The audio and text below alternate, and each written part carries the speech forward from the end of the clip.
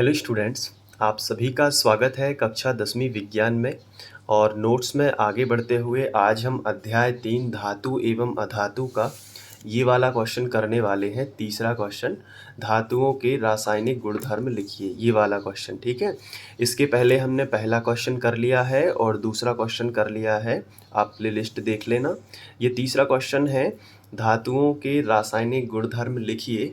तो कौन कौन से रासायनिक गुणधर्म हैं, एक एक को हम बहुत ही अच्छे से समझेंगे।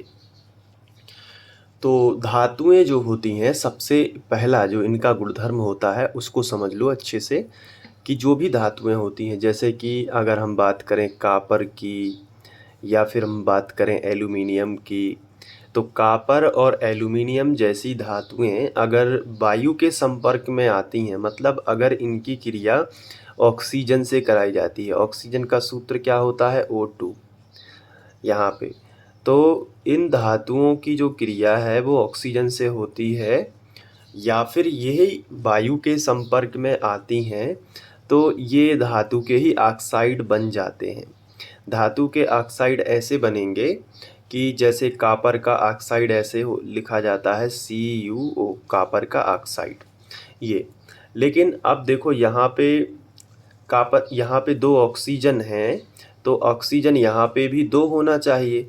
तो यहाँ पे अगर हम 2 लगा देंगे तो कॉपर ऑक्साइड का सूत्र गलत हो जाएगा। क्यों गलत हो जाएगा? क्योंकि कॉपर ऑक्साइड का सूत्र ये नहीं होता, बल्कि ये होता है। तो फिर हम यहाँ पे 2 का गुणा करेंगे तो 2 ऑक्सीजन भी हो गए और कॉपर ऑक्साइड का सूत्र भी नहीं बदला। तो यहाँ पे 2 का गुणा किया है तो इस हिसाब से 2 ऑक्सीजन हो गए, 2 ऑक्सीजन हो गए, बराबर बराबर हो गए, लेकिन कॉपर तो एक ही रहा। यहाँ पे देखो इस चक्कर में 2 कार्बन हो गए, 2 कॉपर हो गए, तो यहाँ पे भी हम 2 का गुणा कर देंगे तो 2 कॉपर यहाँ पे भी हो गए। तो 2 कॉपर और 2 ऑक्सीजन, तो 2 कॉपर और 2 ऑक्सीजन, और ये हुआ कॉपर ऑक्साइड। तो ये संतुलन भी देखना जरूरी होता है।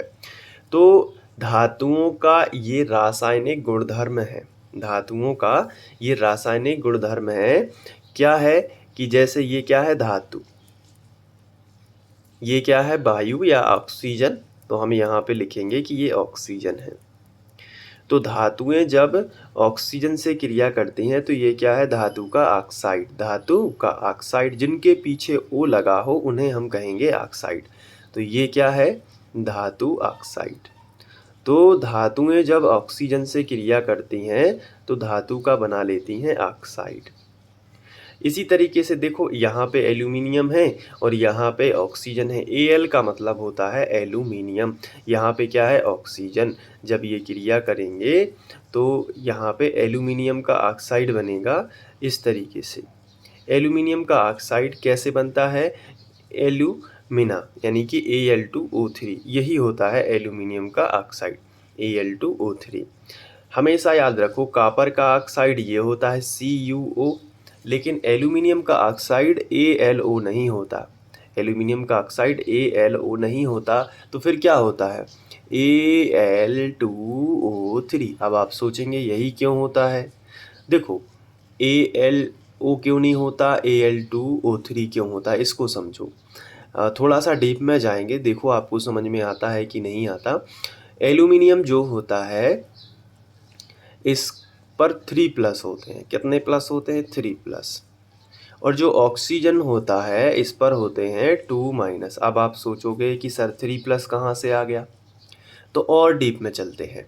एल्यूमिनियम पर 3+ इसलिए होते हैं क्योंकि एल्यूमिनियम का जो परमाणु क्रमांक होता है वो होता है 13।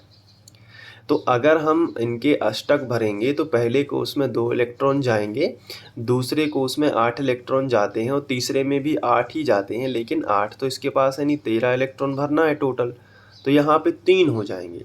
तो 2, 8 और 3, 13 हो जाएंगे टोटल। 2 और 8 10 और 3 13। तो बाह्यतम कोष में जितने इलेक्ट्रॉन हैं, कितने हैं, 3 इलेक्ट्रॉन।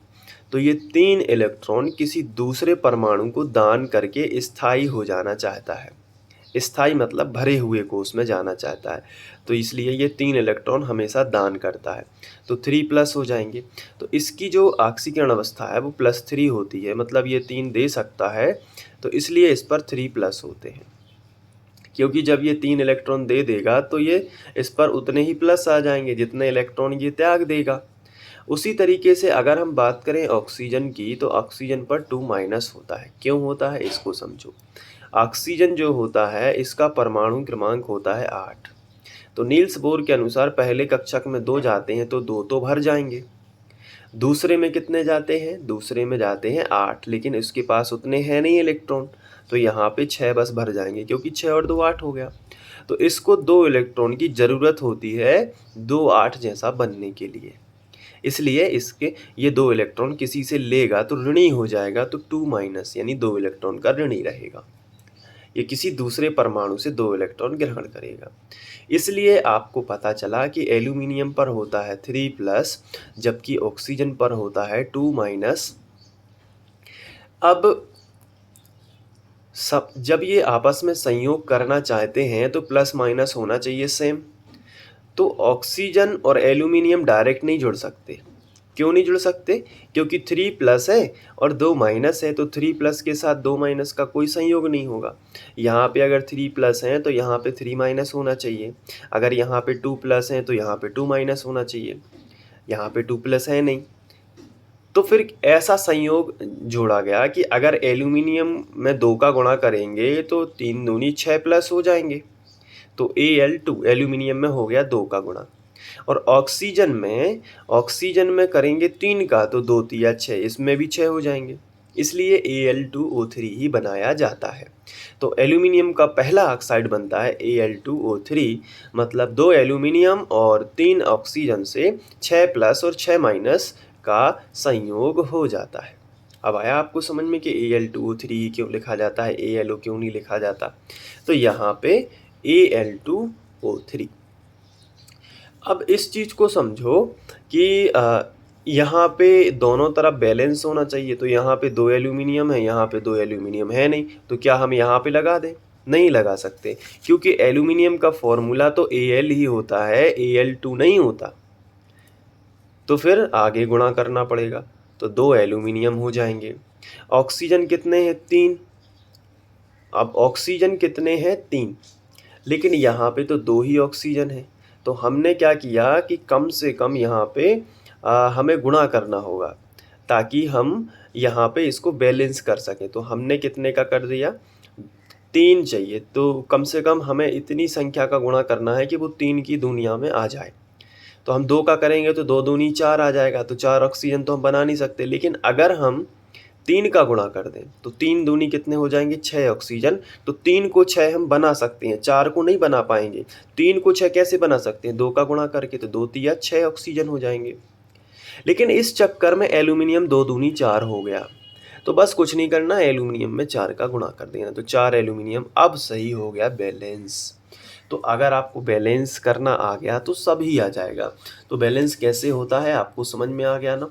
तो देखो, धातुएं जो होती हैं वो ऑक्सीजन से क्रिया करके धातु का ऑक्साइड बना लेती हैं। लेकिन क्या जल के साथ में भी ऐसा होता है, तो आंसर है जल के साथ में अलग क्रिया होती है। ये धातुओं का पहला रासायनिक गुणधर्म है कि धातुएं ऑक्सीजन से क्रिया करके उनके ऑक्साइड बनाती हैं। तो आपको एग्ज़ाम में ये 2 एग्ज़ाम्पल लिख लेना है। और भी होते हैं, आयरन भी ऑक्सीजन के साथ संयोग करता है तो Fe2O3 बनाता है, और भी हैं इस तरीके से Fe2O3। इसको बैलेंस कर लेंगे तो यहाँ पे O2 के फॉर्म में लिखना पड़ेगा, तो 3 से गुणा हो जाएगा, तो 3 दूनी 6 हो जाएंगे, तो यहाँ पे 2 2 दूनी 4, तो यहाँ पे 4। ऐसे ये बैलेंस हो जाते हैं। तो 4 हो गए आयरन, तो यहाँ पे देख लो 2 दूनी 4 आयरन, और 6 हो गए ऑक्सीजन, तो 3 दूनी 6 ऑक्सीजन। तो ये बैलेंस ऐसे ही हो गया है बिल्कुल। तो इसी तरीके से ये बैलेंस कर लेते हैं। बस आपको बेसिक फंडा पता होना चाहिए कि धातु ऑक्सीजन से संयोग करके धातु ऑक्साइड बनाती है।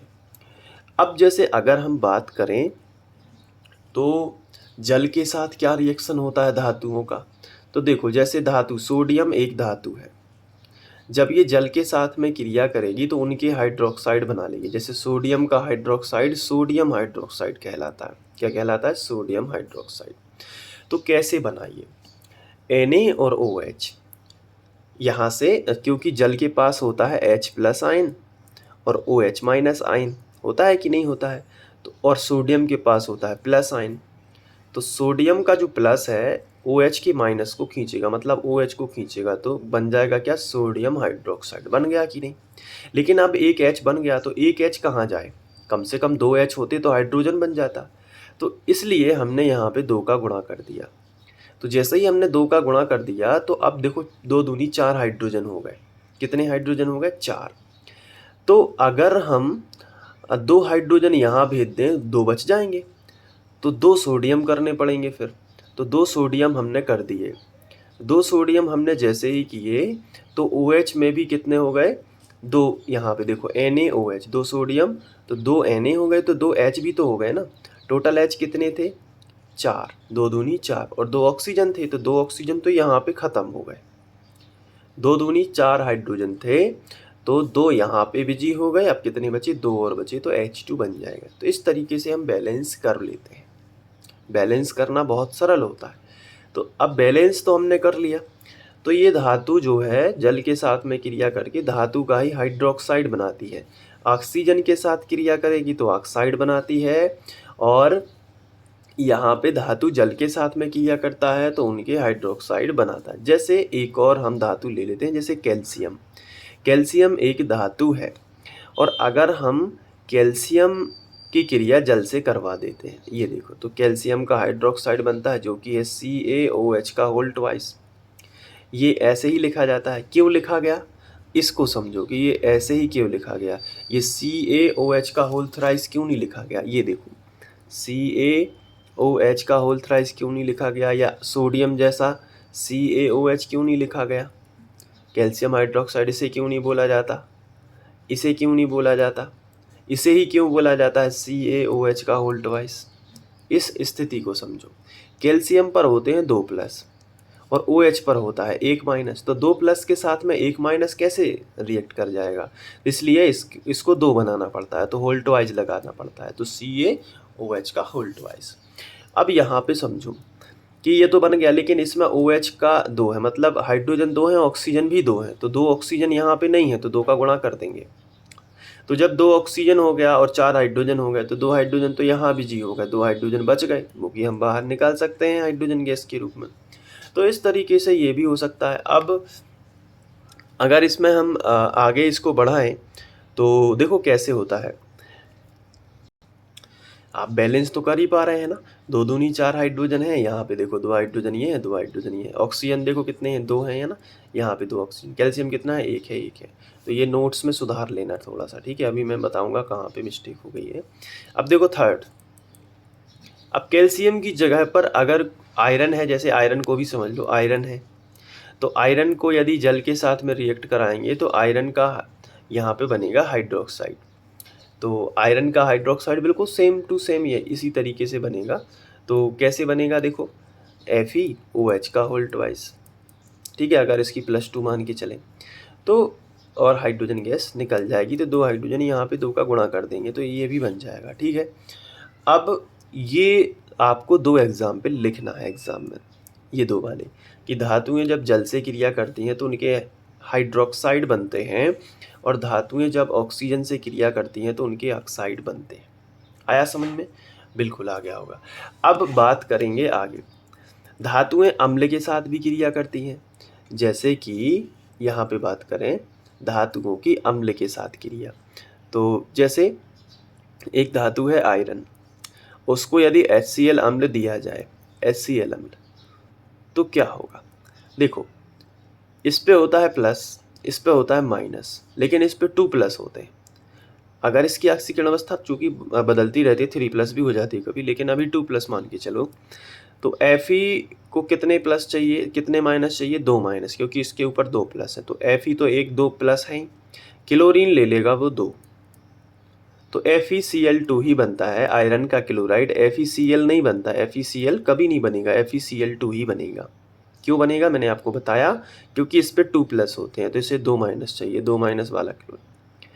तो फिर हाइड्रोजन अकेला बचा।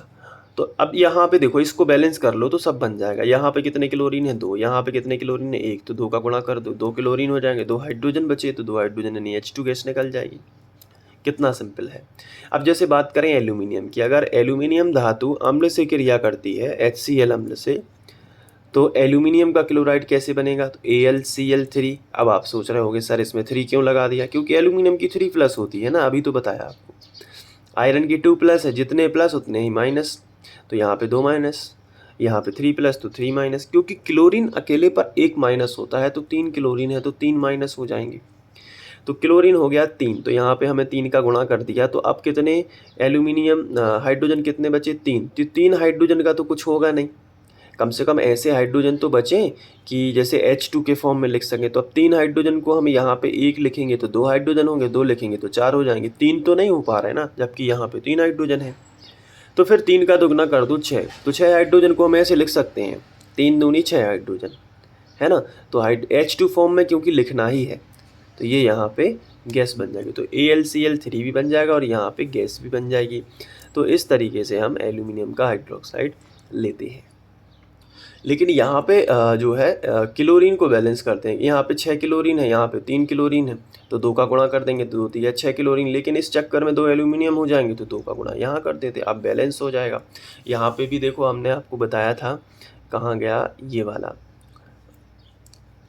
यहाँ पे देखो हाइड्रोक्साइड वाला, यहाँ पे 2 है, कोई दिक्कत नहीं, वो वाला तो सही है, ये वाला बस आपको बैलेंस कर लेना है।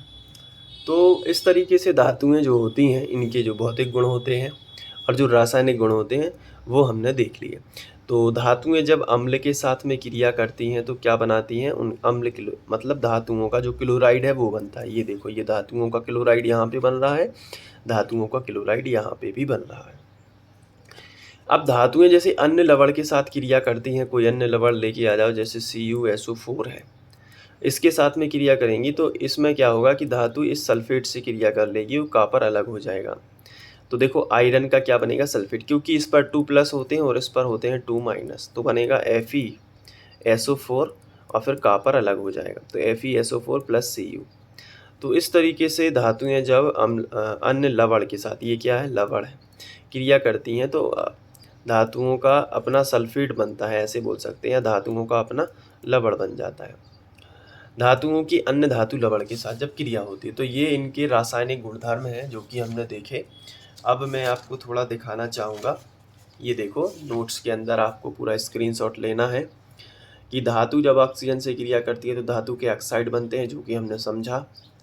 ये स्क्रीनशॉट ले लो आप, यही आपको लिख लिख के प्रैक्टिस करना है। जैसा मैंने आपको बताया कि क्यों आता है ये बता दिया, अब आपको इस पर 1-2 बार प्रैक्टिस करनी है तो आप पे बन जाएगा। ये देखो यहाँ पे आपको सारा कुछ यहाँ तक अन्य धातु लवण के साथ क्रिया, ये पूरा आप स्क्रीनशॉट ले लेना। और शुरू का अगर आपको देखना है तो वो भी मैं दिखा देता हूँ। ये देखो क्वेश्चन यहाँ से था, पहला पॉइंट था धातुओं की वायु के साथ क्रिया, तो धातुएं वायु के साथ क्रिया करके धातु ऑक्साइड बनाती हैं, जो कि हमने समझ लिया है। तो इस तरह हमने पहला क्वेश्चन, दूसरा क्वेश्चन और तीसरा समझा। ये सारी, इसका स्क्रीनशॉट लेना है तो ये भी आप ले सकते हो, ठीक है। और ये देखो पहला क्वेश्चन हमने कर लिया है, इसके बाद दूसरा कर लिया है धातुओं के भौतिक गुणधर्म, अब तीसरा भी कर लिया है धातुओं के रासायनिक गुणधर्म लिखिए। अब इसके बाद हम करेंगे उभयधर्मी ऑक्साइड किसे कहते हैं नेक्स्ट वीडियो लेक्चर में, ताकि आप सेपरेट तरीके से अच्छे से पढ़ते रहें। Thank you.